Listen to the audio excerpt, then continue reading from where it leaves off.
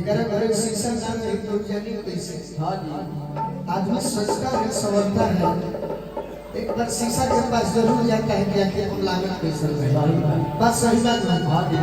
वही एक गीत हमने गाया था विकास वर्मा, जिसके घर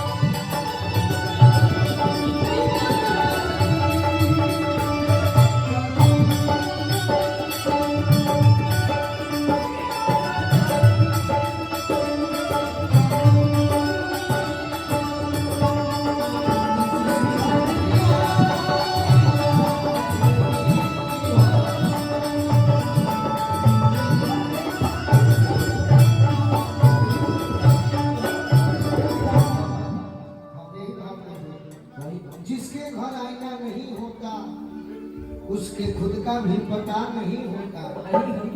नहीं इन्हें दे दिया अपना डांसर लोग, क्योंकि आप लोग अच्छा डांस आते से। जिसके घर आईना नहीं होता उसके खुद का भी पता नहीं होता।